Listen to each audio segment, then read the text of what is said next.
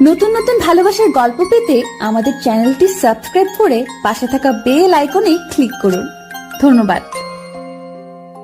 পুরো 1 বছর পর আজকে লোকালয়ে আসা হলো। জানি না এই একটা বছর দেশের ভিতরে কি হয়েছে, কারণ আমার কাজ তো দেশ রক্ষা করা। তাই তো দেশের ভিতরে কি হয় তা জানার বেশি একটা সময় হয়নি। যাক, বাসে এসে সবার সাথে কৌশল বিনিময় করে খাওয়া দাওয়া করে হালকা একটু ঘুমিয়ে নিলাম, কারণ রাতে পড়তে হবে। ও, আপনাদের তো পরিচয়টা দেয়া হলো না। আমি মিজু, এবার অনার্স প্রথম বর্ষের ছাত্র। বাবা মায়ের আমরা 2 ভাই। আমাদের বিজনেস আছে, যেটা ভাইয়া ও আব্বু মিলে সামলায়।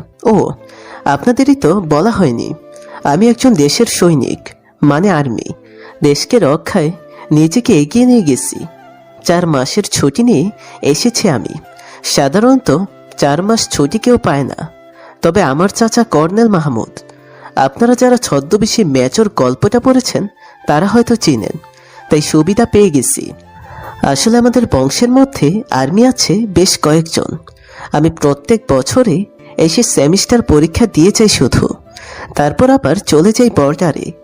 এবার ফাইনাল এক্সাম, তাই ছুটিটা বেশি করে নিতে হয়েছে। আমি যে ভার্সিটিতে পড়ালেখা করি সেখানে আমাকে কেউ জানে না যে আমি আর্মি, কারণ আমার কোনো বন্ধু নেই। কারণটা হয়তো আমি ওদের মতো ভার্সিটিতে সময় দিতে পারি না, কারণ আমাকে যে দেশ রক্ষা করতে হয়। তাই তো ওরা শান্তিতে দেশে থাকতে পারবে। সন্ধ্যায় আম্মুর ডাকে ঘুম ভাঙলো। উঠে ফ্রেশ হয়ে গিয়ে কিছু হালকা নাস্তা করে নিলাম, তারপর সবার সাথে গল্প করে রুমে চলে আসলাম। এসে পড়তে বসলাম, কারণ এই বছর কাজের চাপ বেশি ছিল, তাই বেশি একটা পড়তে পারিনি। তাই কিছুদিন বেশি ছুটি নিয়ে যেন ভার্সিটিতে গিয়ে কয়েকদিন ক্লাস করতে পারি। তাই কালকে থেকে ভার্সিটিতে গিয়ে ক্লাস করব। পড়াশোনা শেষ করে রাতে খাবার খেয়ে নিলাম, তারপর সাধারণ একটু এক্সারসাইজ করে ফ্রেশ হয়ে ঘুমিয়ে গেলাম। ফজরের আজানে ঘুম ভাঙলো। উঠে ফ্রেশ হয়ে নামাজ আদায় করে নিলাম। সকালে নাস্তা করে ভার্সিটির জন্য রেডি হয়ে চলে আসলাম ভার্সিটিতে। ভার্সিটির সামনে দাঁড়িয়ে কিছুক্ষণ দেখে নিলাম ভার্সিটিকে। 1 বছরে অনেক বদলে গেছে এটা। তারপর ধীর পায়ে ঢুকলাম ভার্সিটিতে। ভার্সিটি দিয়ে সোজা প্রিন্সিপাল স্যারের রুমে চলে গেলাম। উনি নিজেও জানে না আমি আর্মি। স্যার এতটুকু জানে আমি কর্নেল মাহমুদের ভাতিজা, তাই উনি আমাকে নিয়ে নিজে ক্লাস দেখে দিয়ে আসলো। ক্লাসের সবার সাথে আমার পরিচয় করিয়ে দিল। তারপর আমি গিয়ে পেছনের একটা টেবিলে বসে ক্লাস করতে লাগলাম। ক্লাস শেষ করে ওই দিনের মতো বাসায় চলে আসলাম। যেহেতু কোনো বন্ধু নেই, তাই বাহিরে বেশি একটা দেরি করি না। পরদিন ভার্সিটিতে একটু তাড়াতাড়ি গিয়ে ক্যান্টিনে গিয়ে বইয়ের পাতায় নজর দিতে লাগলাম। তখন কেউ একজন এসে বইয়ের উপর হাত রাখলো। তাকে দেখি আমার এই ক্লাসমেট 3টা ছেলে। কালকে ক্লাসে দেখেছি ওদের চোখের ভাষা অন্য কিছু বলছে। তখন ওই ওদের মধ্যে একজন বলে উঠল, কিরে, তোকে শুধু পরীক্ষার সময় দেখি, বাকি সময় তো তোর কোনো দেখাই পাওয়া যায় না। আসলে ভাই, আমার কিছু পার্সোনাল সমস্যার কারণে ক্লাস করতে পারি না। ও, তা তোর নাম কি? আমার নাম মিজু। ও আচ্ছা, ভার্সিটিতে তোর কোনো ফ্রেন্ড সার্কেল আছে? জি না। তাহলে তুই আজ থেকে আমাদের সাথে চলাফেরা করবি, ঠিক আছে? আমরা বাকি ছেলেদের মতো খারাপ ছেলে না, আর তোর কোনো সমস্যা হবে না। আচ্ছা ঠিক আছে। ব্যাস, ওরাও আমার সাথে বসে আড্ডা দিতে লাগলো। আসলে ওদের মুখ দেখে মনে হয় না ওরা খারাপ, তাই করে নিলাম বন্ধুত্ব। বাকিটা পরে দেখা যাবে। ওদের সাথে কথা বলে ওদের নাম জানতে পারলাম, সুমন, সবুজ আর রুবেল। যাক, ওদের সাথে আড্ডা দিয়ে ক্লাসে চলে গেলাম। ক্লাসে এসে মাঝামাঝি একটা সিটে বসে গেলাম। তারপর আবার পড়ালেখায় মন দিলাম। স্যার আসতে এখনো কিছুক্ষণ সময় বাকি আছে। তখন ওই হঠাৎ করে কেউ আমার সামনে এসে দাঁড়ালো। সামনে তাকিয়ে দেখি একটা মেয়ে, দেখতে পুরাই নায়িকা, কিন্তু আমার সামনে রাগী মুখ নিয়ে দাঁড়িয়ে আছে। অন্য কিছু ভাবার আগেই বলে উঠল, ওই কে রে তুই, আমার সিটে বসেছিস? এটা তো আমি এসে খালি দেখেছিলাম, তাই বসে আছি। এটা আমার সিট, আর যা পিছে গিয়ে বস তুই। ও সরি, আমি হয়তো ভুলে আপনার সিটে বসে গেছি। আসলে আমি জানতাম না এটা আপনার সিট। বলেই পেছনে এসে সুমনদের পাশে বসে গেলাম। তারপর সুমনকে বললাম, সুমন, মেয়েটা কে রে? আরে ও হলো জান্নাত, আমাদের সভাপতি সাহেবের মেয়ে। তাই বাসিটিতে ওর একটু পাওয়ার চলে আর কি। ও, তুই নতুন, তাই ওর সাথে লাগতে দাস না। আমি ওর সাথে কেন লাগতে যাব? তাও দূরে থাকিস, তাতে তোর ভালো হবে। ওকে। তারপর ক্লাসে স্যার চলে আসে আর আমি ক্লাসে মন দিলাম। ক্লাস শেষ করে যখন ওই ভার্সিটি থেকে বেরিয়ে যাবে তখন ওই কেউ আমার নাম ধরে ডাকতে থাকে। তাকে দেখি জান্নাত আর তার পাশে কিছু মেয়ে আছে। তখন ওই জান্নাত ইশারা করে আমাকে ওর কাছে যেতে বলল। তাই বেশি কিছু না ভেবে গেলাম ওদের কাছে। কিরে, শুনলাম তুই নাকি কাল নতুন এসেছিস কলেজে? জি, আমি নতুন না, তবে ক্লাসে এসেছি কালকে প্রথম। ও, তা তুই কি এমন কাজ করছিস যে ক্লাস করতে পারিস না? এমনি মন চায় না, তাই করি না। আর কারণ থাকলেও আপনাকে বলতে আমি বাধ্য না। ও, এত অ্যাটিটিউড তোর? এখানে অ্যাটিটিউডের কি দেখলেন? আমি বলেছি আমি যা করি তা আপনাকে বলতে বাধ্য না, ব্যাস। এসব আঁকাবাঁকা কথা বের করব আমি, তারপর সোজা কথার উত্তর দেওয়া শিখিয়ে দেব। আপনি কি আমাকে হুমকি দিচ্ছেন নাকি? হুমকি না, কালকে ভার্সিটিতে আয়, বুঝতে পারবি। ওকে বলেই সেখান থেকে চলে আসলাম। এটা ওভাবে না নিয়ে আমি চলে গেলাম বাসায়। পরের দিন রেডি হয়ে চলে গেলাম ভার্সিটিতে। ভার্সিটিতে ঢুকতে যাব তখন ওই সুমন আর বাকি দুইজন আসলো। মিজু দাঁড়া, তোর সাথে কথা আছে। বল, কি বলবি?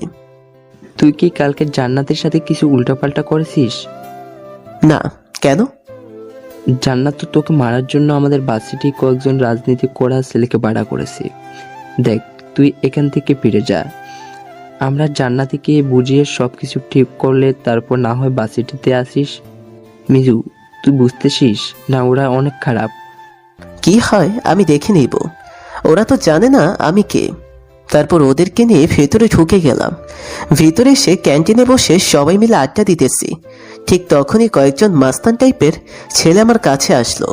এসেই বলতে লাগলো, কিরে হিরো, তোর নাকি অনেক দেমাগ। ভাই, আমি একজন সাধারণ মানুষ, আমার দেমাক আসবে কোথা থেকে? তুই এই কলেজে নতুন এসে জান্নাতের সাথে পাল্লা দিতে শুরু করেছিস? ভাইয়া, আপনার কোথাও ভুল হচ্ছে। এখানে আমি লেখাপড়া করতে এসেছি, কারোর সাথে পাল্লা দিতে নয়। সো এসব অযথা কথা বলা বন্ধ করুন। আচ্ছা যা, তুই নতুন বলে তোকে প্রথমবার মাফ করে দিব, যদি তুই জান্নাতের কাছে গিয়ে মাপ চেয়ে আসিস। আমি জান্নাতের কাছে গিয়ে কেন মাপ চেয়ে আসবো? তুই জানিস তোকে মারার জন্য জান্নাত আমাদের ভাড়া করেছে। দেখ, ভালো ভালোই বলছি, গিয়ে জান্নাতের কাছে ক্ষমা চেয়ে আয়, না হলে কিন্তু। দেখুন, কেউ আমাকে মারার জন্য লোক ভাড়া করলে আমি কি করব? আর আমি তো কোনো ভুল করি নাই যে জান্নাতের কাছে ক্ষমা চাইতে যাব। এই কথাটি বলার সাথে সাথে পেছন থেকে জান্নাত বলে উঠল,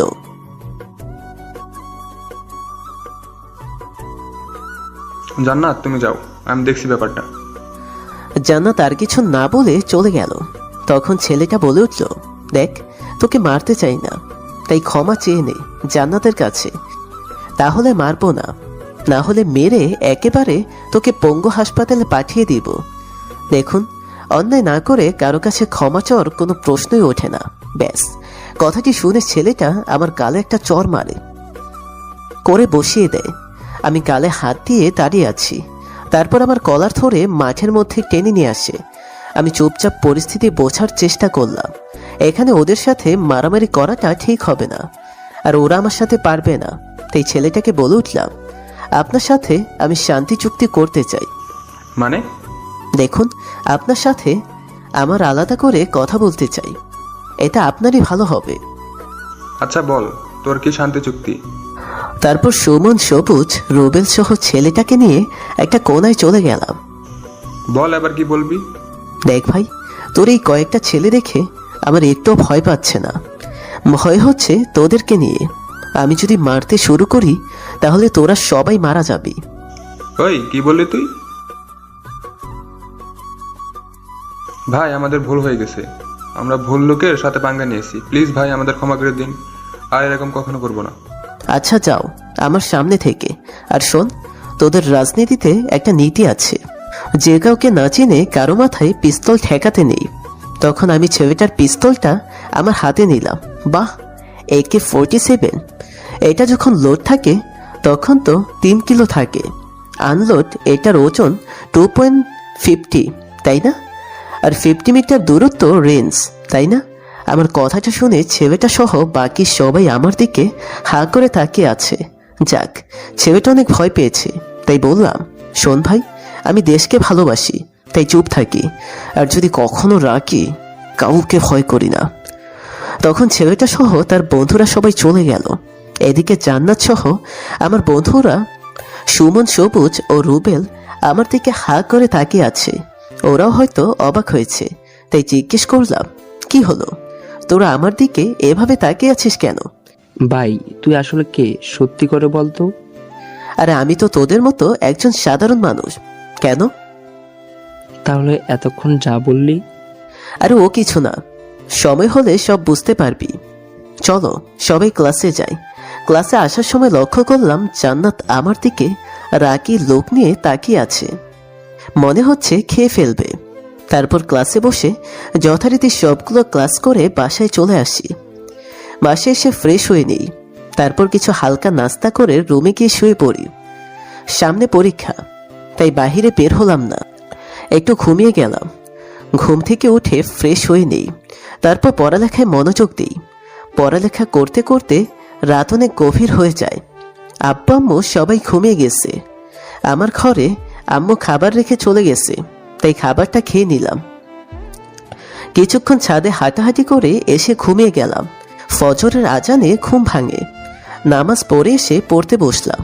মা এসে কফি দিয়ে যায়। কফি খেয়ে আবারও পড়তে বসলাম। পড়া শেষ করে ফ্রেশ হয়ে কিছু না খেয়ে কলেজে চলে আসি। আসতেই ভার্সিটি গিয়ে দেখি এখনো কেউ আসেনি, তাই আমি কি একটা গাছের নিচে বসেছিলাম। তারপর ক্লাসে গিয়ে নিয়মিত ক্লাস শেষ করে বাসায় চলে আসি।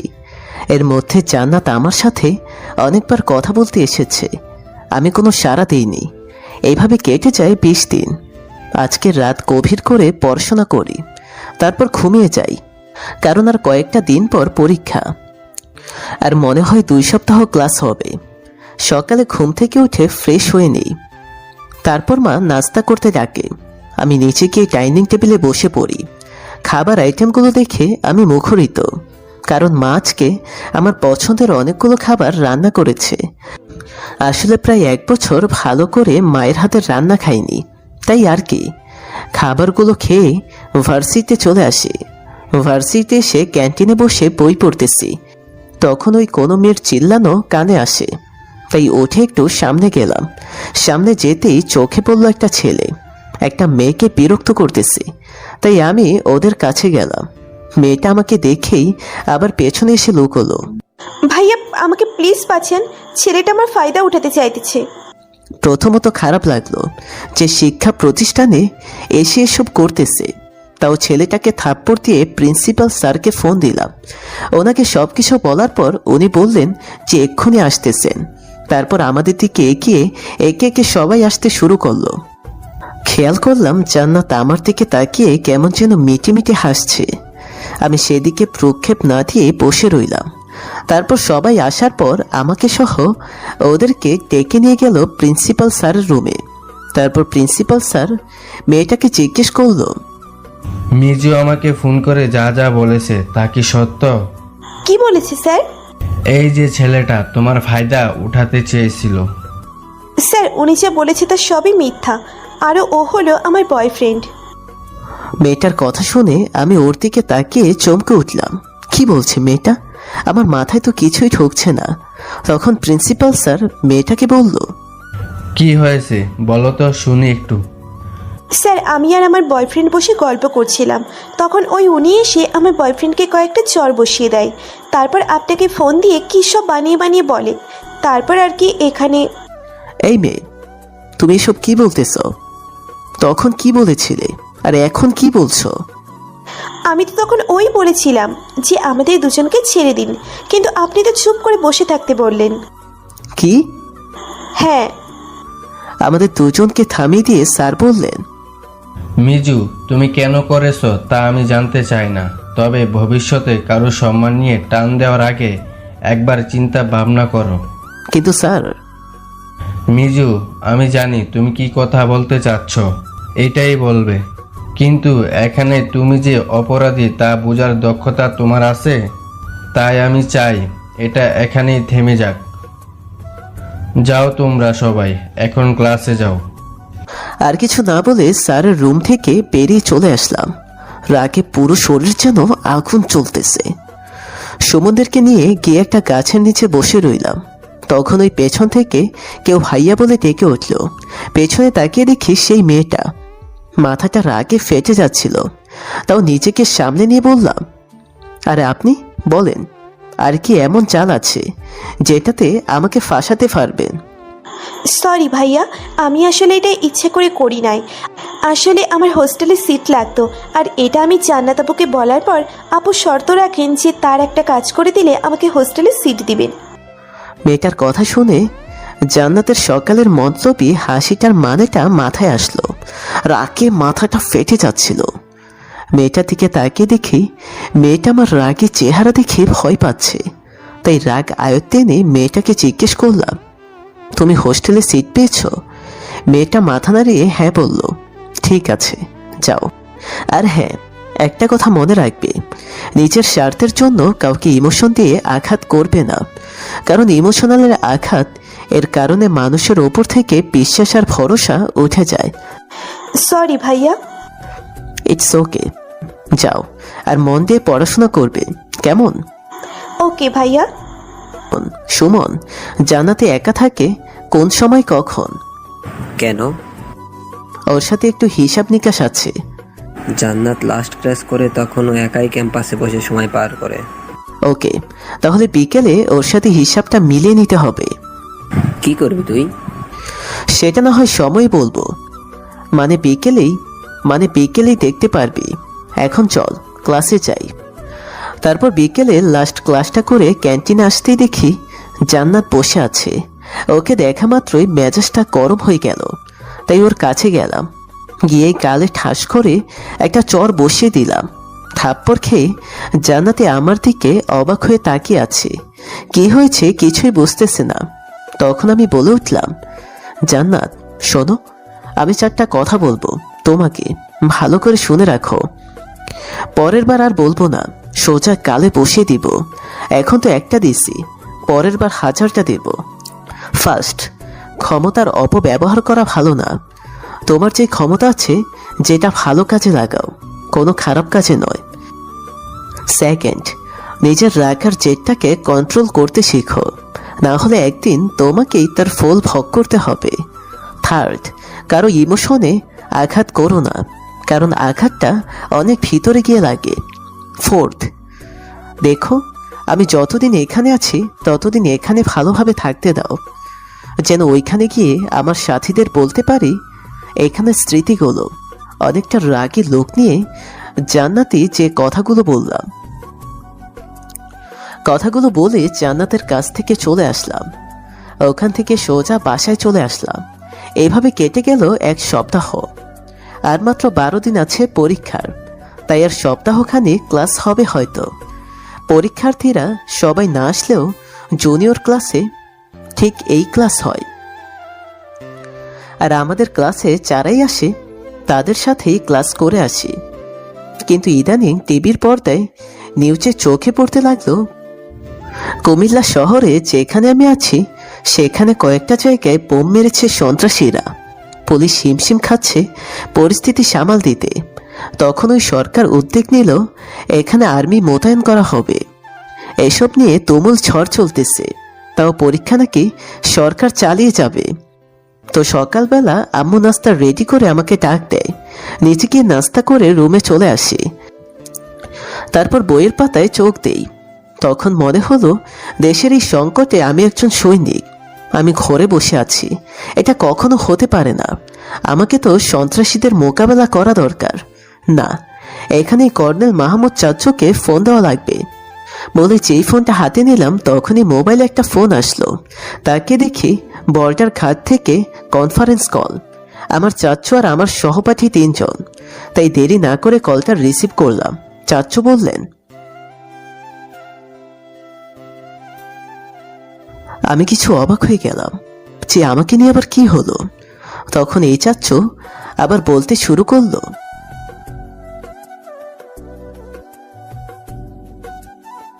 আমি খুশিতে কি বলবো বুঝতে পারছি না। তখন আমার সহপাঠী একজন বলে উঠল,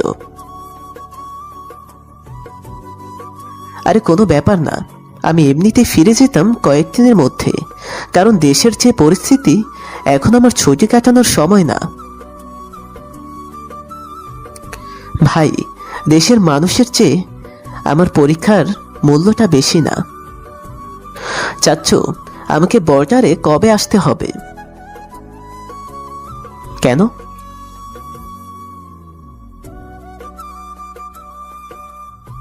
চারজন মেজর এক জায়গায় ট্রান্সফার করা হয়েছে, মানেটা বুঝলাম না।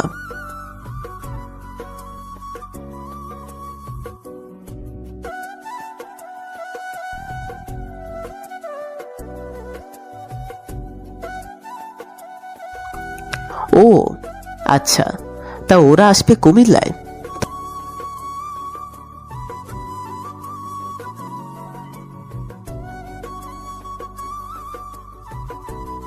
কোনো সমস্যা নেই, আগামীতে দেশের পরিস্থিতি ভালো থাকলে ট্রাই করব।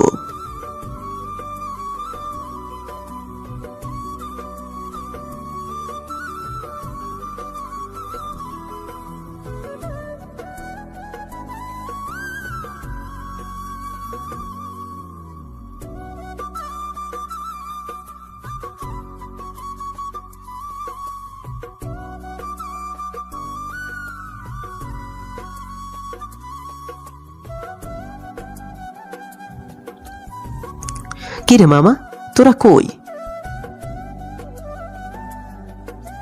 আমিও আসতেছি, তোরা থাকিস ওখানে।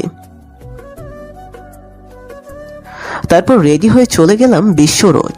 4 জন বসে আড্ডা দিচ্ছিলাম। তখন ওই জান্নাতকে দেখতে পেলাম, একটা গাড়িতে করে বাসে যাচ্ছিল। আমাকে দেখে কথা বলতে চাইলেও আমি সেদিকে কোনো সাড়া না দিয়ে সুমনদের সাথে গল্প করতে লাগলাম। সবুজ বাদাম আনতে গেল, 4 বন্ধু মিলে বাদাম খাচ্ছিলাম। ঠিক তখনই আমাদের পাশেই সন্ত্রাসীরা বোমা বিস্ফোরণ করে। দেখতে পেলাম সেখানে থাকা অনেকগুলো লোক আহত হয়, সবাই মৃত্যুর যন্ত্রণায় ছটফট করতেছে। আমরা 4 জন সেখানে দৌড়ে চলে যাই, প্রায় অনেক লোক মারা যায়। আমরা 4 জন বন্ধু মিলে আহত লোকগুলো কুমিল্লা সিটি হসপিটালে ভর্তি করিয়ে দেই। এরই মধ্যে এখানে পুলিশ চলে আসে। পুলিশ আমাদের 4 জনকে দেখে স্যালুট করে। আসলে পুলিশটা আর কেউ ছিল না, সেটা হলো আমার চাচাতো ভাই লেলিন। আমি তাকে শ্রদ্ধা জানাই। আমার মনে সন্ত্রাসীদের জন্য অনেক রাগ জন্ম নেয়। আর লাশগুলো দেখে আমার চোখ দিয়ে ঝর্ণার মতো পানি নেমে পড়েছে। তারপর অনেক রাত করে বাসায় চলে আসি, মনটা খারাপ। বাসায় এসে ফ্রেশ হয়ে কিছু খেয়ে শুয়ে পড়ি। এইভাবে কেটে যায় 2 দিন। বাসা থেকে বের হয়নি, তাই আজকে সকালে রেডি হয়ে চলে গেলাম ভার্সিটি গিয়ে কিছুক্ষণ ঘোরাঘুরি করে ক্লাসে চলে আসি। আমাদের ক্লাসে তেমন কেউ নেই, তাই মনোযোগটা ভালোভাবে দিতে পারতেছি। হঠাৎ উপর থেকে নিচের চোখ যেতে চমকে গেলাম, কারণ নিচে রায়হান সহ বাকি 2 জন এসে নামলো ইউনিফর্ম পরে, সাথে লোডিং গান সহ। তারপর প্রিন্সিপাল স্যারের রুমে চলে গেল। সবার দিকে তাকিয়ে খেয়াল করে দেখি সবাই ওদের দিকে তাকিয়ে আছে। শিওর এখানে এসেছে আমাকে খুঁজতে। ওদেরকে কে বলেছে যে আমি ভার্সিটিতে? এসব ভাবছিলাম তখনই পিয়ন আমাদের ক্লাসে আসলো। স্যারকে কি যেন বলল। আমি পেছনের দিকটায় ছিলাম, তাই শুনতে পাইনি। পিয়নের কথা শেষ হতেই স্যার বলল, how is Meju? Yes sir. তোমাকে প্রিন্সিপাল স্যার যেতে বলেছে। Okay sir. ব্যাগে বই খাতাগুলো গুছাতে লাগলাম, আর খেয়াল করলাম ক্লাসের সবাই আমার দিকে হা করে তাকিয়ে আছে। হয়তো ভাবতেছে কিছুক্ষণ আগে আর্মি এসেছে আর এখন আমাকে ডেকে নিয়ে যাচ্ছে। আমি হয়তো বড় কোনো ক্রিমিনাল বা অন্য কিছু। সবগুলো গোছাতে সুমন, সবুজ আর রুবেলকে বললাম, তোরা ভালো থাকিস, জানি না আবার কবে দেখা হবে। মানে? মানেটা আরেকবার দেখা হলে না হয় বলবো। যাই এখন। Okay bye. তারপর আমি ব্যাগ নিয়ে চলে আসতে লাগলাম। তখনই জান্নাতের দিকে নজর পড়ল। জান্নাতে আমার দিকে অবাক হয়ে তাকিয়ে আছে। আমি জান্নাতিকে ইশারা করে বাহিরে আসতে বললাম। তারপর ক্লাস থেকে বেরিয়ে চলে আসলাম। আমার পিছনে জান্নাতিও বেরিয়ে আসলো। তারপর জান্নাতের সামনে গিয়ে আমি দাঁড়ালাম। সরি জান্নাত। সরি কেন? আসলে ওই দিন রাগের মাথায় তোমাকে চর মেরে দিয়েছি, তাই।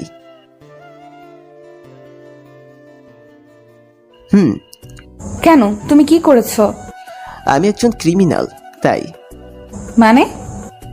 মানেটা যদি কোনো সময় দেখা হয় তখন বলবো, এখন যাই। বলেই সেখান থেকে চলে আসলাম। আর জান্নাতি অবাক হয়ে আমার দিকে তাকিয়ে আছে। স্যারের রুমে এসে দেখি ওরা সবাই এসে বসে আছে। তারপর স্যার আমাকে বলে উঠল, মিজু, তোকে ওরা যেন কি কারণে নিয়ে যাবে? স্যার, ওরা আমার ফ্রেন্ড, আর্মিতে চাকরি করে, আমার সাথে দেখা করতে এসেছে। ও যাও, দেখা করো গিয়ে। জি স্যার। তারপর ওদের নিয়ে সেখান থেকে বেরিয়ে সোজা গাড়ির কাছে চলে আসলাম। ওই, তোদের এখানে আসতে কে বলেছে? মন চাইছে তাই চলে আসছি। আসছিস ঠিক আছে, কিন্তু ইউনিফর্ম পরে আসতে গেলে কেন? পুরো ভার্সিটি তোদের দিকে তাকিয়ে আছে। কেন, আমরা কি ভূত নাকি? আর তোকে তো নিতে এসেছি, এত ভয় পাবার কি আছে? তোদের বুঝিয়ে পারবো না, চল গাড়িতে ওঠ। আচ্ছা, ওরা কি জানে না যে তুই আর্মিতে কাজ করিস? আমি এখানে পড়তে এসেছি, বা বলতে আসিনি যে আমি একজন সৈনিক। তাই বকবক না করে গাড়িতে ওঠ। চল। তারপর ভার্সিটি থেকে বাসায় চলে আসলাম। এসে ফ্রেশ হয়ে সবাই মিলে হালকা আড্ডা দিয়ে নিলাম। দুপুরে খাওয়া দাওয়া করে চারজন রওনা দিলাম ক্যাম্পের দিকে। ক্যাম্পে গিয়ে শুরু বুঝে নিতে হবে সব কাজ। তারপর ক্যাম্পে পৌঁছাতে বিকাল হয়ে গেল প্রায়। তারপর এখানকার কর্নেলের সাথে দেখা করলাম এসে। তারপর উনি আমাদের এখানকার কাজ বুঝিয়ে দিতে লাগলেন।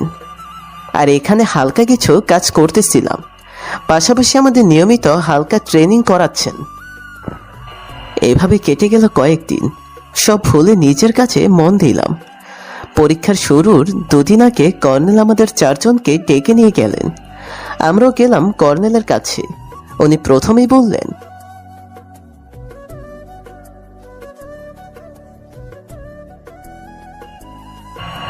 আমরা কেউ কিছু না বলে চুপ করে রইলাম। তখন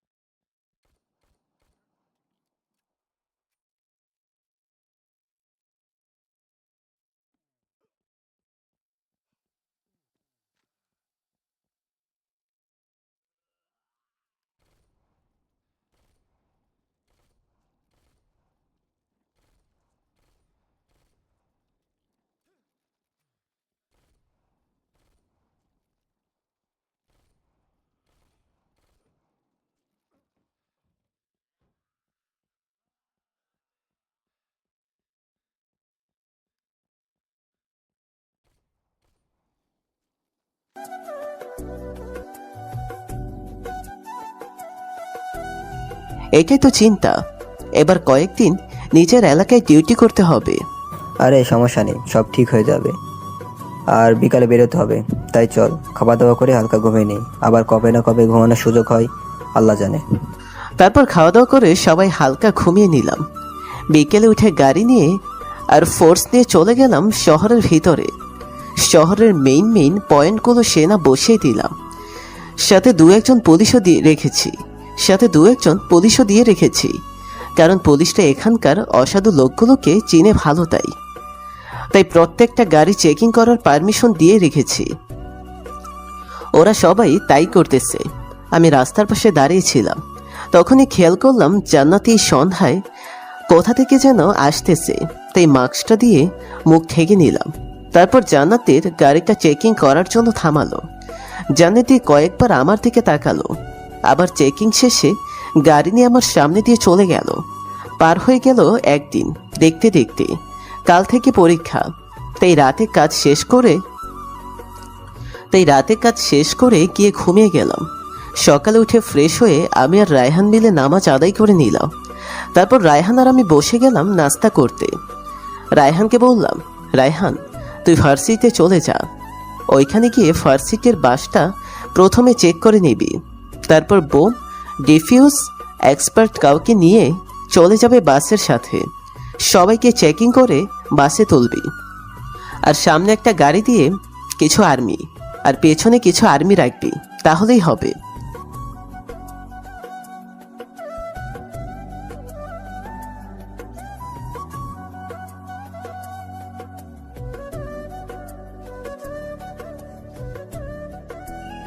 কি করব ভাবতেছি, তখনই রায়হান বলে উঠল। রায়হান আর কালকে প্রিন্সিপালকে গিয়ে বলে দিয়েছে সব কিছু। উনিও সবাইকে নিয়মগুলো বলে দিয়েছে।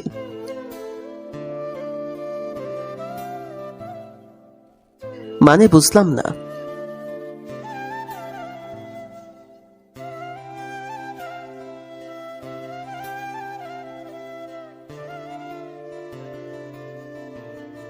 আরে তেমন কিছু না।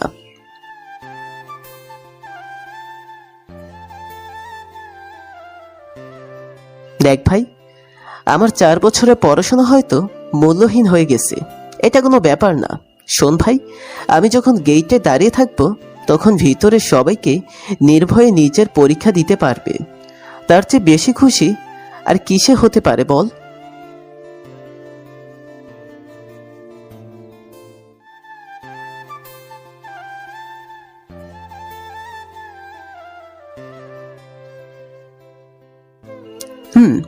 এসব চিন্তা ইমোশনাল কথা বাদ দিয়ে রেডি হয়ে নে, সময় হয়ে গেছে, বেরোতে হবে। তারপর খাওয়া দাওয়া করে রেডি হয়ে দুজনে 2 দিকে চলে গেলাম। আমি ভার্সিটিতে গিয়ে প্রথমে গাড়িটা চেক করে নিলাম, তারপর চলে গেলাম সবাইকে নিয়ে আসতে। আমি মাস্কটা পরে পেছনের একটা সিটে বসে আছি, আর বোম এক্সপার্ট সবাইকে চেক করে গাড়িতে তুলতেছে। সবাই মোটামুটি আমার দিকে তাকিয়ে নিজের সিটে বসে যায়।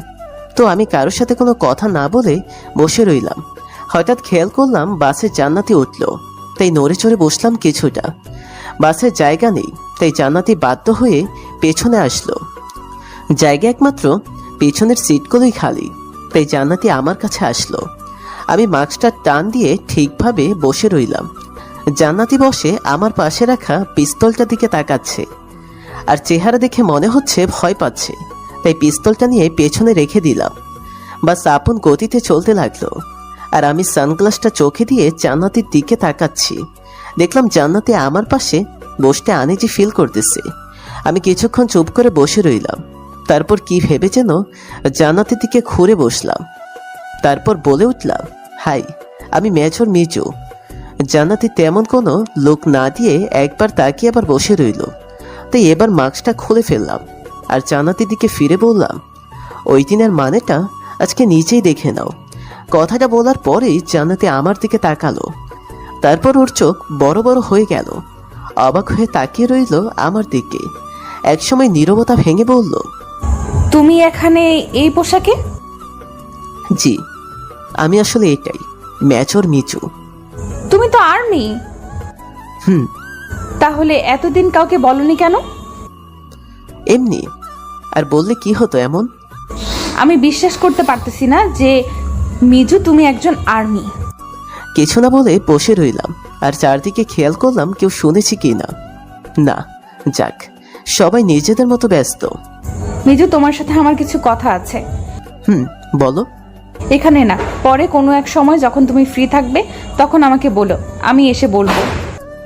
প্রথমত আমার ডিউটি শেষ হবে রাত 12টার পর, আবার শুরু ভোরবেলা থেকে। এর মধ্যে আসতে পারলে এসো, আমার সমস্যা নেই। বাকি সময়টা কি করো? এখন যা করতেছি ডিউটি। কি এত লম্বা সময় ডিউটি কিভাবে করো, আর এত কম সময় ঘুমানোর জন্য? ও হ্যালো, আমরা ঘুমিয়ে দিন পার করি না বলেই তোমরা এতটা সেফলি চলতে পারতেছো, না হলে। আর এই জবটাকে নিজের থেকে বেশি ভালোবাসি। ওকে, বুঝলাম। বাস ফার্সিতে চলে এসেছে, তাই জান্নাতিকে নামতে বললাম। তারপর আমি আবার মাস্কটা পরে নিলাম, যেন কেউ আমাকে ফাইন্ড করতে না পারে। সবাই নেমে চলে গেল। তারপর আবার চলে গেলাম বাস নিয়ে স্টুডেন্ট আনতে। তারপর এদের নিয়ে এসে নামিয়ে দিলাম। পরীক্ষার আরও কিছু সময় বাকি আছে, তাই আমি গিয়ে বাহিরের দিকটা দেখতে চলে আসলাম। পরীক্ষা শুরু হওয়ার পর ভাবলাম প্রিন্সিপাল স্যারের সাথে যেই কাজটা আছে সেটা শেষ করে ফেলি। তাই আমি আর দুজন মিলে গেলাম স্যারের রুমে। স্যার, আসতে পারি?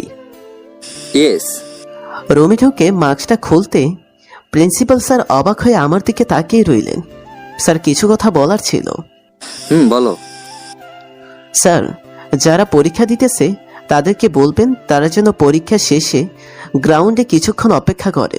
কেন? ওদের সবাইকে কিছু কথা বলার দরকার আছে। কিন্তু তুমি এখানে কেন? তুমি পরীক্ষা দেবে বলে এসেছিলে। দেশের এই পরিস্থিতিতে পরীক্ষা কিভাবে দেই বলেন? তাই বলে 4 বছরের কষ্টটা বিফলে যেতে দিবে? কি আর করব, তারপরেও দেখি আগামী বছর চান্স পেলে পরীক্ষা দিতে পারি। অবশ্যই তোমার পরীক্ষা দেওয়ার ব্যবস্থাটা আমি করে দেব। তুমি দেশের জন্য নিজের স্বপ্নটা দমিয়ে রাখতে পারো, আর আমি তোমার জন্য এটুকু করতে পারবো না? স্যারের কথা শুনে নিচের অজান্তেই চোখের জল চলে আসলো। দেশের মানুষগুলোর জন্য জীবন দিয়ে দিলেও কষ্ট হবে না। তাদের ভালোবাসার কাছে আমার পরীক্ষাটা কিছুই না।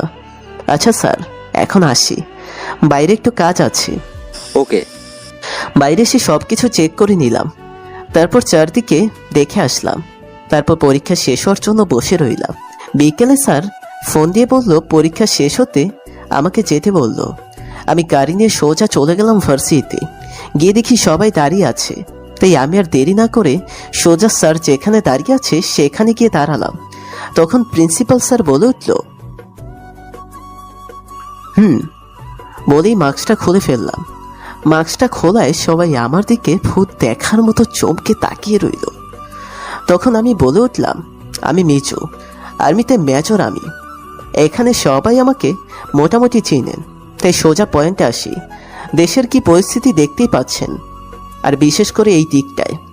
তাই আজকে এই ব্যাপারে আপনাদেরকে কিছু বলতে এখানে ডাকা হয়েছে। দেখুন, সরকার এই পরিস্থিতিতেও যেহেতু পরীক্ষা চালানোর অর্ডার দিয়েছে, তাই আমাদের প্রয়োজন কিছু সতর্কতা অবলম্বন করা। যেমন ভার্সিটিতে এখন শুধু পরীক্ষার্থীরাই আসেন, তাই আপনারা ছাড়া যদি অন্য কাউকে ভার্সিটিতে দেখেন অথবা কাউকে সন্দেহজনক মনে হয় তাহলে আমাদেরকে ইনফর্ম করবেন। আর বাসা থেকে বের হওয়ার সময় আপনি নিজের কাঁধের ব্যাগ, তারপর টিফিনের বক্স সহ সব কিছু চেক করে বের হবেন। ভার্সিটিতে এসে নিজের ব্যাগটাকে সবসময় নিজের সাথে রাখবেন। যদি ওয়াশরুমে যান তাহলে ফিরে এসে ব্যাগটা আবার চেক করবেন। আর সন্দেহমূলক কোনো ব্যাগ বা অন্য কিছু দেখলে আমাদেরকে জানান। আমরা সবসময় আপনাদের সেবায় নিয়োজিত। আপনারা সাবধানতা অবলম্বন করে চলুন, বাকিটা আমরা দেখে নিব। আর আমাদেরকে ভয় পাবেন না, আমরা সবাই আপনাদের রক্ষায় নিয়োজিত। তাই আর্মি বা পুলিশকে ভয় পাওয়ার দরকার নেই। আর চেকিংয়ের সময় কেউ তাড়াহুড়ো করবেন না। কারণটা তো বলতে হবে না নিশ্চয়ই। আর সাবধানে চলাফেরা করবেন।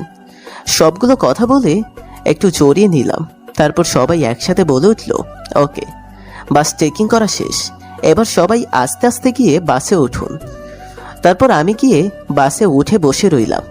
সবাইকে চেক করে উঠতে লাগলো, সবাইকে চেক করে উঠাতে লাগলো। জান্নাতি বাসে উঠে সোজা পেছনে চলে আসলো, এসে আমার পাশে বসে গেল। তাই আমি বললাম, এত জায়গা থাকতে আমার পাশে এসে বসলে কেন?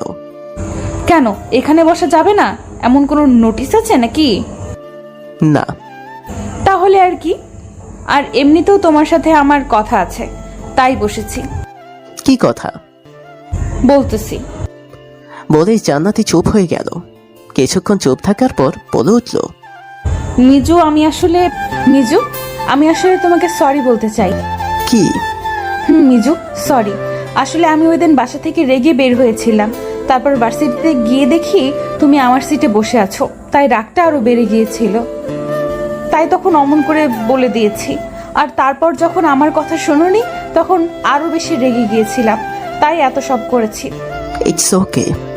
আচ্ছা, তুমি কি তোমাদের বাসায় থাকো নাকি ক্যাম্পে? ক্যাম্পে। কেন? বাসায় থাকলেই তো পারো, যেহেতু এখানে ডিউটি করো।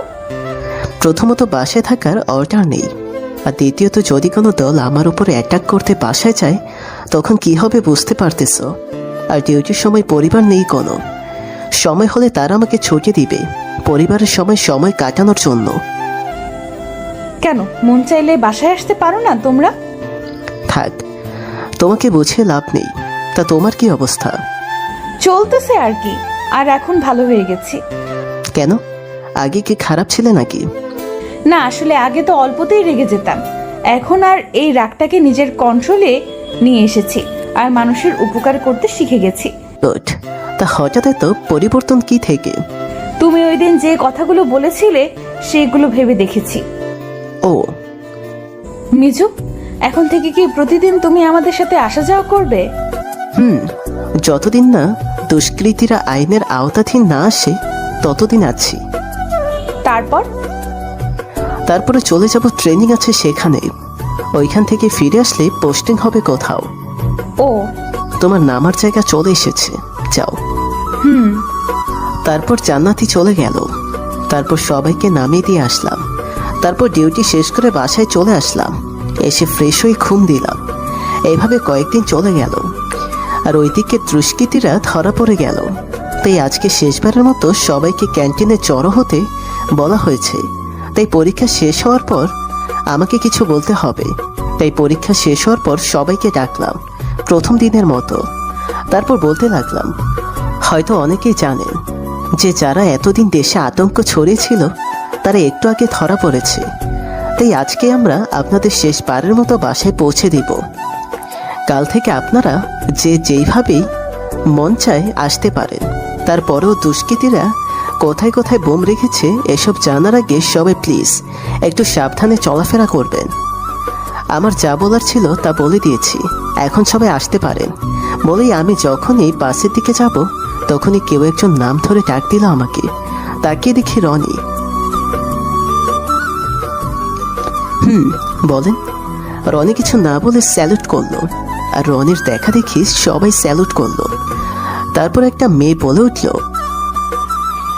থ্যাঙ্কস মেজর সাহেব, দিনরাত এক করে এই শহরটাকে পাহারা দিয়েছেন আপনারা সবাই, তাই আপনাদের জন্য ভালোবাসাটা বেড়ে গেল। It's my duty. কথাগুলো শুনে নিচের অজান্তে চোখের কোণে পানি জমে গেল। আর আমার সাথে যারা ছিল তাদের দিকে তাকিয়ে দেখি তাদেরও একই অবস্থা। হাত দিয়ে চোখের পানিগুলো মুছে বাসে উঠে বসলাম। সবার থেকে এত ভালোবাসার কাছে আমাদের দিনরাতের পরিশ্রমগুলো কিছুই না। হাজারো কষ্ট ভুলে যেতে পারে মানুষ যদি তাকে কেউ একটু ভালোবাসা দেয়। আর এখানে তো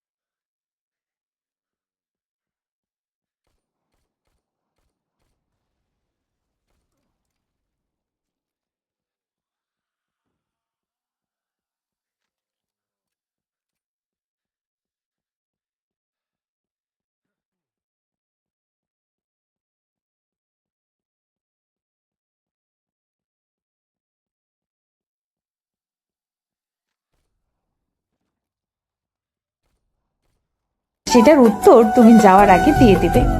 বুঝলাম না, মেসেজে কেন? এখানেই বলো, আর এখনই উত্তরটা দিয়ে দেই।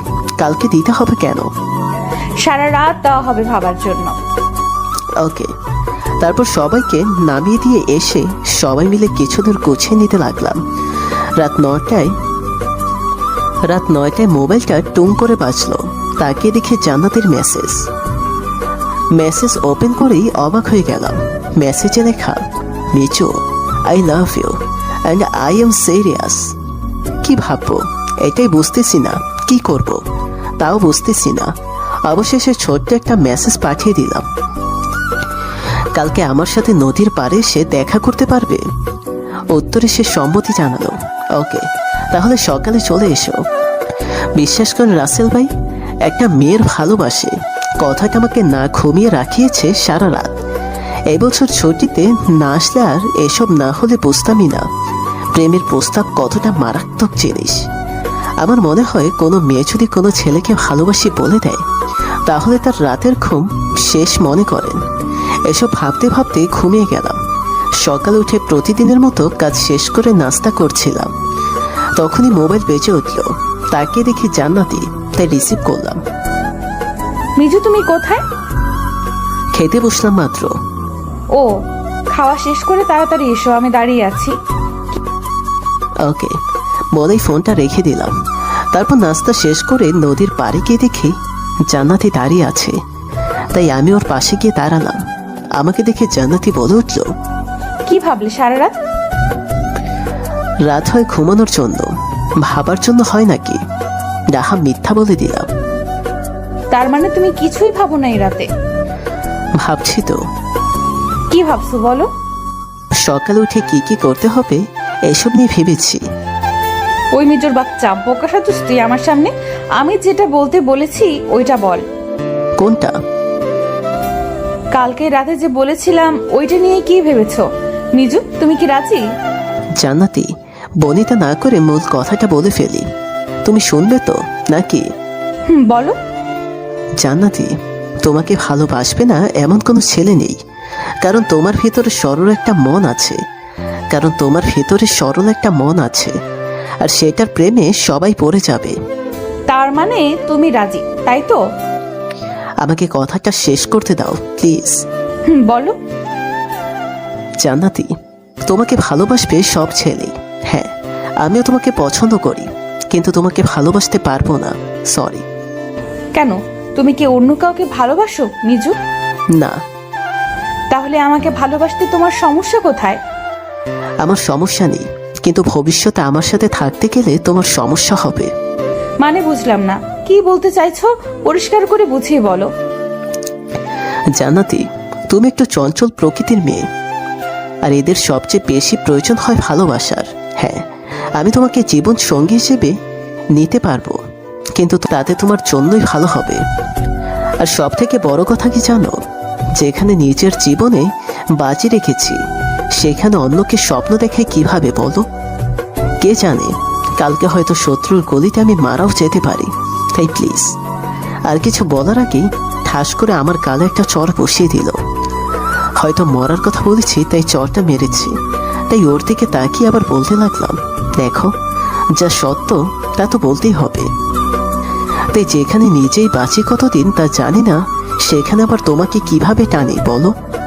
তার চেয়ে ভালো তুমি কোনো বিজনেসম্যান অথবা সাধারণ চাকরিজীবীকে বিয়ে করে দেশের সুখে সংসার করো। আর তোমাদের পাহারা দিতে আমরা আছি সব সময়। মিজু, সব সোলজাররাই তো বিয়ে করে, আর তারা তো কত সুখে জীবন যাপন করতেছে, তাহলে তোমার বেলায় এত সমস্যা কেন? জান্নাতের কথাটা শুনে নিজের অজান্তে হেসে দিলাম। তাই জান্নাতিকে বলে উঠল, কি হলো, তুমি হাসছো কেন?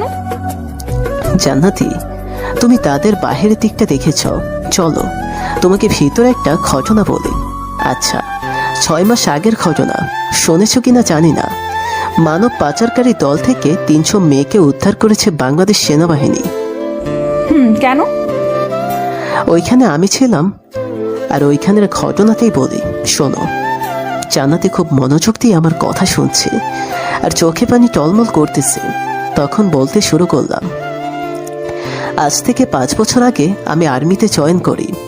মানে যখন আমি কলেজ লাইফ শেষ করছিলাম, তারপরে আর্মিতে ঢুকে যাই চাচুর মাধ্যমে। আমরা সবাই মিলে একটা টিম ছিলাম। তারপরে আস্তে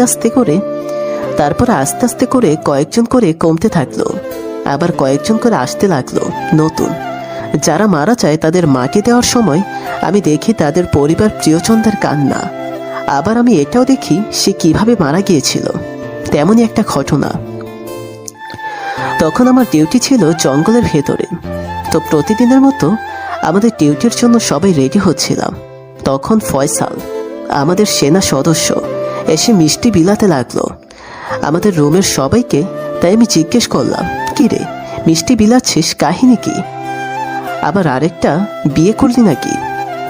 আরে না, তোদের বলছিলাম না, আমার স্ত্রী গর্ভবতী।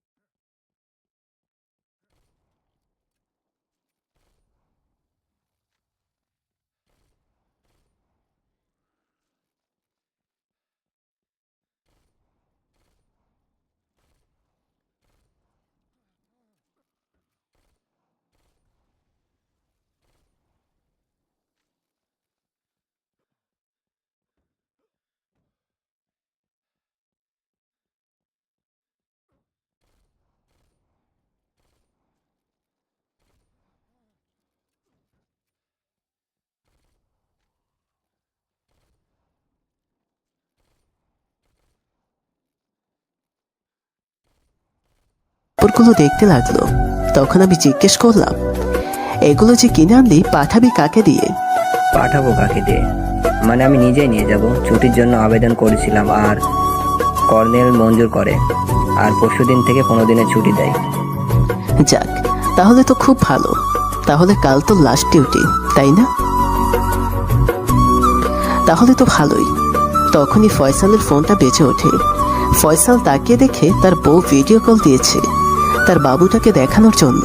তারপর ফয়সাল আমাদের সবাইকে তার বাবুটা দেখালো।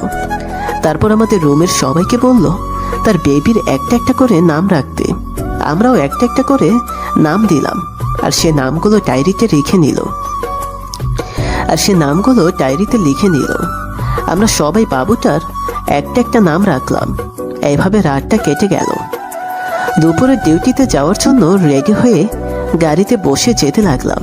তখন ফয়সাল বলে উঠল, যাক, আজকে ডিউটি শেষ করে আসলে স্বপ্ন হবে বাড়িতে যাব। আমরা সবাই হাসতে লাগলাম ওর কথা শুনে। তারপর ডিউটিতে গিয়ে ডিউটি করতে লাগলাম।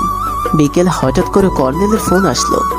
কর্নেল জানালো হাইকমান্ডের কাছে নাকি খবর আছে, আজকে আমাদের এইখান দিয়ে বাংলাদেশ কিছু মানব পাচারকারীর দল বাংলাদেশে বেশ কয়েক শত মেয়েকে পার করে বিদেশে পাচার করে দিবে। তাই সেখানে পুরোপুরি অ্যালার্ট হতে বলা হয়। একসময় ওরা পার করার সময় আমাদের নজরে পড়ে যায়। তারপর শুরু হয়ে যায় গোলাগুলি। আমি আর ফয়সাল ছিলাম একটা পাথরের পেছনে। গোলাগুলির এক পর্যায়ে ফয়সাল গুলি করতে ওকে দিতেই একটা বুলেট ফয়সালের বুকে লাগে। ফয়সাল মাটিতে পড়ে যায়। আমি কিছুক্ষণ ফয়সালের দিকে তাকিয়ে থাকি। মাথাটা চক্কর মেরে ওঠে। এমন মনে হচ্ছিল আজরাইল আমার পাশে দাঁড়িয়ে আছে। ফয়সালকে আমাদের ইমার্জেন্সি টিমের কাছে নিয়ে পৌঁছে দিয়ে আসি। জানো, তখন মনে হচ্ছিল মৃত্যু আমাকে হাতছানি দিয়ে ডাকতেছে। তারপর আবার গিয়ে সবার সাথে যোগ দিই। এক পর্যায়ে ওরা আমাদের সাথে না পেরে আত্মসমর্পণ করে। তারপর সেখান থেকে ফিরে এসে যা শুনি তার জন্য প্রস্তুত ছিলাম না। ফয়সালের কথা জিজ্ঞেস করতেই বলে সে নাকি আর নেই। কথাটা শুনে আমি থমকে গেলাম। ক্যাম্পের ডাক্তার জানায় গলিটা গিয়ে ওর কলিজায় আঘাত করেছে, তাই এখানে আনার আগেই মারা যায়। আমাদের দিকের 4 জন মারা যায় আর 3 জন আহত হয়েছে। ওদের লাশের দিকে তাকিয়েছিলাম আমরা সবাই। বিশেষ করে আমি ফয়সালকে দেখছিলাম। মাত্র 3 ঘন্টা আগে কত কথা বলতেছিল, এখন একদম নিশ্চুপ। তাই এক দৃষ্টিতে তাকিয়েছিলাম ওর দিকে। তখনই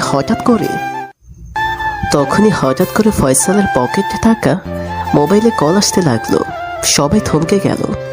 তারপর একজন ফোনটা এনে আমার হাতে দেয়। ফোনটার দিকে তাকিয়ে আমি কথা বলার শক্তি হারিয়ে ফেলি। ফোনটার কেউ না, ফয়সালের স্ত্রী দিয়েছে। কি করব বুঝতেছি না। তখন কলটা কেটে যায়। কয়েকজন বলল তাকে সব জানিয়ে দিতে, আবার কয়েকজন বলল মাত্র 2 দিন হলো সে মা হয়েছে, এমনিতেই শরীর দুর্বল। তার উপরে এটা শুনলে ওনার আবার কিছু হয়ে যেতে পারে। এসব বলাবলি করার সময় আবার ফোনটা বেজে উঠল। তাই এত কিছু না ভেবে ফোনটা রিসিভ করলাম। তারপর কাঁপা কাঁপা গলায় বললাম, হ্যালো ভাবি, কেমন আছেন? জি ভালো। আপনি কে? ভাবি, আমি ফয়সালের বন্ধু মিজু। ও ভাইয়া, ফয়সাল কোথায়? আসলে ভাবি, কথাটা আপনাকে কিভাবে বলবো বুঝতেছি না। মানে কোনো কি হয়েছে? আরে না, তেমন কিছু না। আসলে ফয়সাল আর 4 জন মিলে একটা জায়গায় গিয়েছে কর্নেলের সাথে, যেখানে সিগন্যাল নেই। ফয়সাল ফিরতে 4-5 দিন সময় লাগবে। এর মধ্যে যদি ফয়সাল ওইখানে নেটওয়ার্ক পায় তাহলে আপনার সাথে কন্ট্যাক্ট করবে। আর তাড়াহুড়ো করে ফোনটা নিতে ভুলে গেছে গাধাটা। কবে যে গোছাবে নিজেকে আল্লাহই জানে। আপনি চিন্তা করবেন না। ওর না কালকে বাসায় আসার কথা ছিল। কি করবে বলেন, ইমার্জেন্সি তো, তাই যেতে হয়েছে। তবে খুব শীঘ্রই ফয়সাল বাসায় ফিরবে। ওকে, ভালো থাকবেন ভাইয়া। ওকে বলেই ফোনটা কেটে দিলাম। ফোনটা কাটার পরে চোখ দিয়ে করকর করে পানি পড়তে লাগলো। অবশেষে নিজেকে সামনে নিয়ে চলে আসলাম রুমে। কয়েকদিন পর ওদের বাসায় লাশ পাঠানোর সব ব্যবস্থা করা হয়। পৌঁছে দেওয়ার দায়িত্ব আমাদের কয়েকজনকে দেয়া হয়, তার মধ্যে আমিও ছিলাম। আমি ফয়সালের লাশের সাথে ওদের বাসার দিকে রওনা দিলাম। সাথে আরও বেশ কয়েকজন ছিল। অবশেষে আমি গাড়িতে বসে ওর কফিনের দিকে তাকিয়ে ভাবতে লাগলাম ওর ওই দিনের কথাটা যে আজকে শেষ ডিউটি, তারপর স্বপ্ন হবে বাড়ি যাওয়ার। আসার সময় ওর ছেলের জন্য কিনা জামাগুলো নিয়ে এসেছি আমি। তারপর ওদের বাসায় নিয়ে যাওয়ার পর শুরু হয় ওদের আত্মচিৎকার। অবশেষে ওরা জানাজা দিয়ে আসার সময় ভাবির কাছে গেলাম একবার। ভাবি আমাকে দেখেই বলে উঠল, মিছু ভাই, আপনারা থাকতে এটা হলো কি করে? ভাবি, আমি চেষ্টা করেছি কিন্তু বাঁচাতে পারিনি, তাই প্লিজ মাফ করবেন আমাকে। ওনার কান্না দেখে নিজেকে সামলাতে পারতেছিলাম না, তাই কাজ শেষ করে তাড়াতাড়ি চলে যাবো বলে ঠিক করলাম। আর তাই ব্যাগ থেকে বেবির কাপড়গুলো বের করে ভাবিকে বলে উঠলাম, ভাবি, ফয়সালিগুলো ওর সন্তানের জন্য কিনেছিল, কিন্তু তারপর ওনার কাছে কাপড়গুলো দিয়ে আমি সেখান থেকে চলে আসলাম, কারণ সেখানে আর কিছুক্ষণ থাকলে কন্ট্রোল হারিয়ে ফেলবো আমি। তাই গাড়িতে এসে বসে রইলাম। তারপর ওইখান থেকে রাতেই ক্যাম্পে ফিরে আসি। তারপর সবকিছু কিছুদিন পর স্বাভাবিক হয়ে যায়। এর 1 মাস পর চাচু আমার ট্রান্সফার অর্ডার দিয়ে আমাকে তার আন্ডারে নিয়ে আসে। তারপর এইভাবেই চলতে লাগলো আমার ভালোবাসার অভাব। ওই, আমি তোমারে ওই ভালোবাসার কথা বলতেছি না, তোমাকে আমি যেমনটা ভালোবাসি সেই ভালোবাসা। জান্নাতি, তোমাকে আমি বোঝাতে পারবো না, তুমি আবার ওই রাস্তার কথাই বলছো। শোনো, আমার কষ্টটা বোঝার চেষ্টা করো। আর আমি জানি কতটা কষ্ট লুকিয়ে আছে আমার ভেতরে। মৃত্যু নিয়ে খেলতে নেমেছি, তাই এখানে কাউকে সঙ্গী না করাই ভালো। আর তুমি ওই কথা বলতেছ, তার থেকে ভালো তুমি সাধারণ কাউকে বিয়ে করে নাও, তাহলে সবকিছু ঠিক হয়ে যাবে।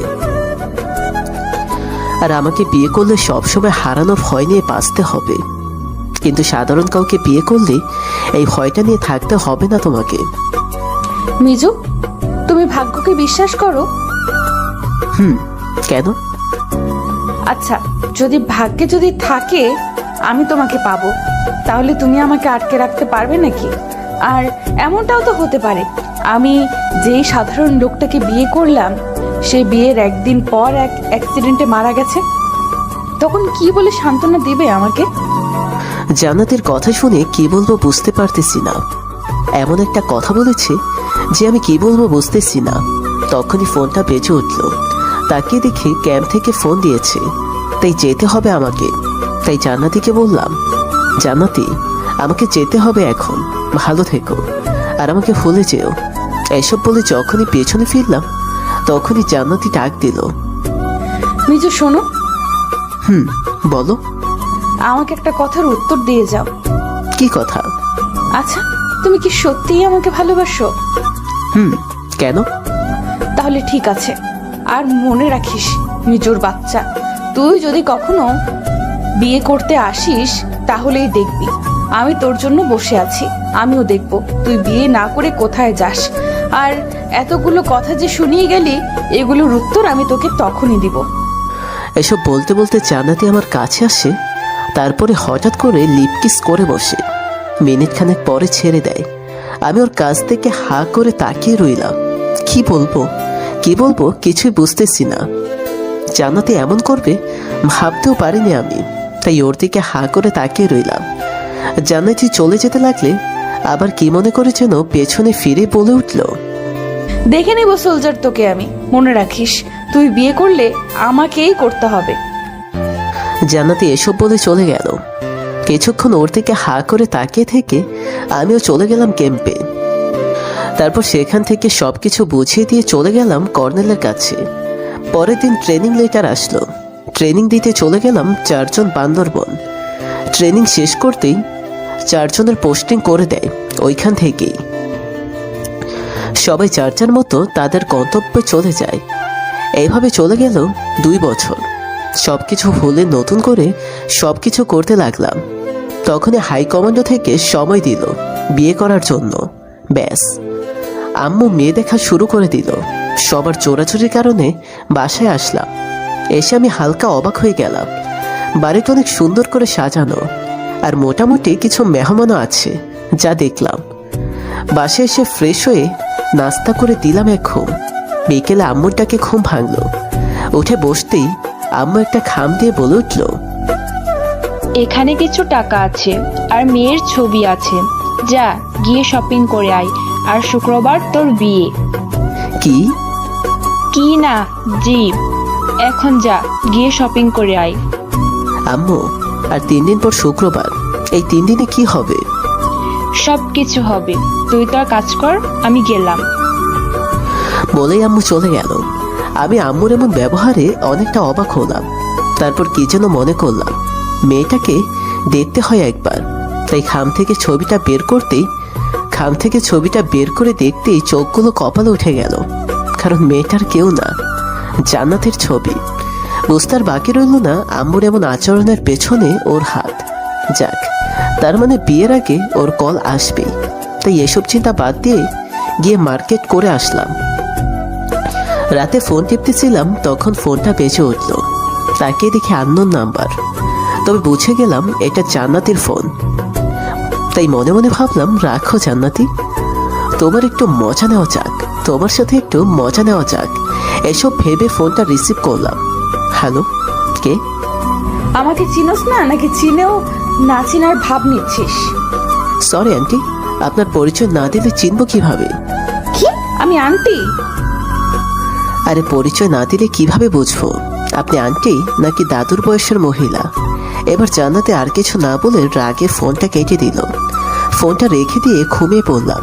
সকালে উঠে নামাজ শেষ করে বাইরে আসতেই দেখি সবাই বিয়ের আয়োজন করতেছে। আর কালকে নাকি গায়ে হলুদ, তাই সবাই নিজের মতো ব্যস্ত, আর আমিও নিজের মতো ব্যস্ত। এভাবে কেটে গেল 2 দিন। আর বিকেলে বিয়েটাও হয়ে গেল। জান্নাতিকে নিয়ে বাসায় চলে আসলাম। তারপর আমি আমার মতো বিজি হয়ে গেলাম। রাতে সবাই খাওয়া দাওয়া শেষ করে ভাইয়ার সাথে গল্প করতে লাগলাম। এমন সময় আব্বু এসে আমার পাশে বসলো। আমার কিছুটা সন্দেহ হলো, তাই জিজ্ঞেস করলাম, কি হলো? হঠাৎ দুজন একসাথে এসে আমার পাশে বসলে?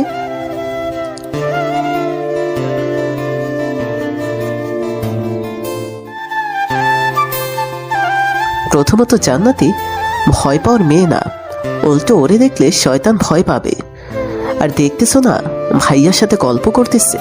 চুপ, বকবক না করে তোর রুমে যা। ওকে বলে সেখান থেকে রুমের কাছে চলে আসলাম। ভেতরে ঢুকে দরজা লাগাতে দেখি জান্নাতি উঠে আমার কাছে আসলো। এসেই পায়ে সালাম করলো। কিছুটা অবাক হলাম, এমন ভদ্র মেয়ে জান্নাতি। যাক, এখন একটু মজা নেওয়া যাক ওর সাথে। তাই জান্নাতির ঘোমটা তুললাম। জান্নাতি হালকা ভয় পেয়ে আমার দিকে তাকিয়ে জিজ্ঞেস করলো, কি হলো? এভাবে ভয় পেলে কেন? তুমি এখানে কেন? এখানে তো আমার বউ থাকার কথা। এবার রাগে জান্নাতের মুখ লাল হয়ে গেল। রাগী লোক নিয়ে আমার দিকে তাকিয়ে রইল। তাই আবার আমি জিজ্ঞেস করলাম, কি হলো বলেন, আমার বউ কোথায়? তোর বউরে চিবিয়ে খেয়ে ফেলছি, এবার তোকে খাবো। ইস, আমার বউটা না জানি কত ভালো ছিল, আর এই রাক্ষসীটা খেয়ে ফেললো। ওই চুপ করবে, না হলে আমার কিন্তু এবার রাগ উঠতেছে বলে দিলাম। ওকে, চুপ হয়ে গেলাম। চুপ করে গিয়ে খাটে এসে শুয়ে গেলাম। শুয়ে ভাবতেছি কি করবো এখন। দূর, যা করার জান্নাতি নিজেই করবে, আমি শুয়ে ঘুমাই। কিছুক্ষণ পর হঠাৎ জান্নাতি বালিশ দিয়ে মারতে লাগলো। তাই উঠে বসলাম। কি হলো, মারতেছো কেন? তুই ঘুমাচ্ছিস, আমি কি একলা ঘরে বসে বসে মশা মারবো নাকি? তোকে মশা মারতে কে বলেছে? ফ্রেশ হয়ে এসে ঘুমা। আজকে তুইও ঘুমাতে পারবি না, আর আমিও ঘুমাবো না। সারা রাত দুজনে গল্প করব। দেখ, সারাদিন এমনিতে অনেক ধকল গেছে, তাই প্লিজ এখন ঘুমোতে দে, কালকে গল্প করব। সরি, পারবো না। আর তুই ফ্রেশ না হয়ে খাটে শুয়েছিস কেন? এমনি, যা তুই গিয়ে ফ্রেশ হয়ে আয়, তারপর আমি ফ্রেশ হতে যাব। জান্নাতি কোনো কথা না বলে চলে গেল ফ্রেশ হতে। তারপর আমি শুয়ে থাকা ঘেকে উঠে বসে বসে ফোন টিপছি।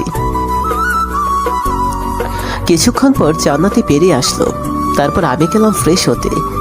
মুখে পানি দিয়ে আয়নাতে চোখ পড়তে আয়নার কোনায় একটা কাগজ হাতে নিয়ে দেখি লেখা আছে, ফ্রেশ হয়ে বাইরে আয়, তোকে মজা দেখাবো আজকে।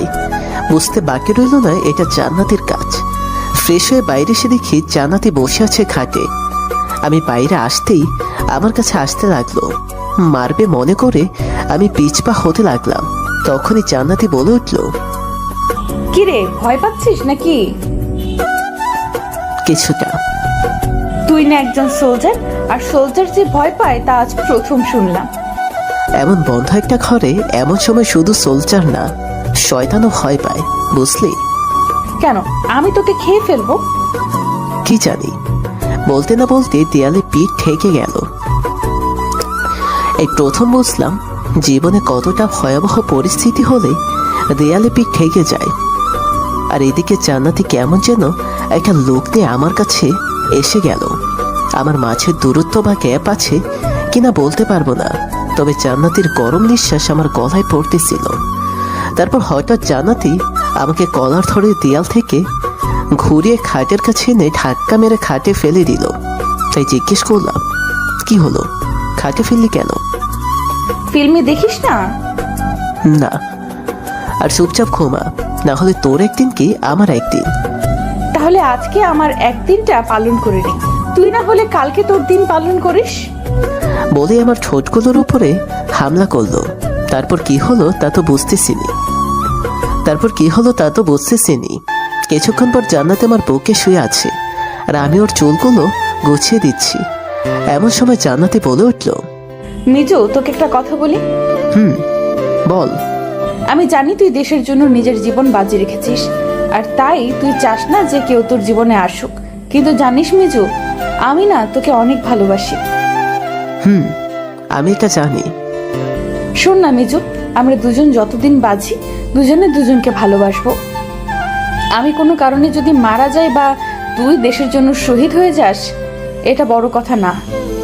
যতদিন বেঁচে আছি দুজন দুজনকে ভালোবাসবো, তারপর বাকি জীবনটা স্মৃতি নিয়ে কাটাবি, কেমন? ওকে। বলে জান্নাতের কপালে একটা ভালোবাসার পরশ রেখে দিলাম। ঘুমটা হালকা একটু চোখে লেগে আসতেই জান্নাতি আবার ডাক দিল।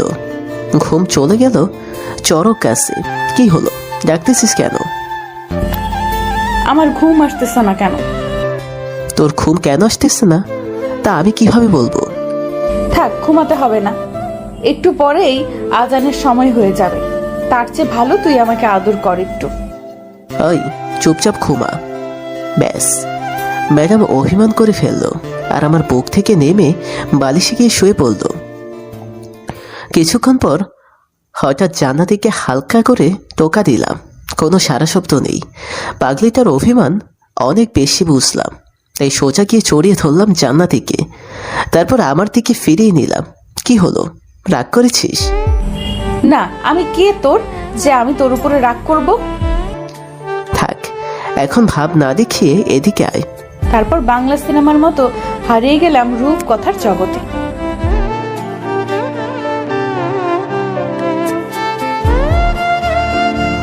গল্পটার রোমান্স ছিল না, তাই শেষ পর্বে হালকা একটু দিয়ে দিলাম। আর গল্পটা যদিও আর্মিদের জীবনের সবটা কাহিনী তুলে ধরতে পারিনি, তবে যা লিখেছি তার চেয়েও কঠিন তাদের জীবন, এটা জানি। আর গল্পটা লিখেছি ভালোবেসে, তাই কিছুই বলার নেই। আপনারা চাইলে সিজন 2 লিখব। সিজন 2টা আরও ভালো করে লেখার চেষ্টা করব। ধন্যবাদ সবাইকে।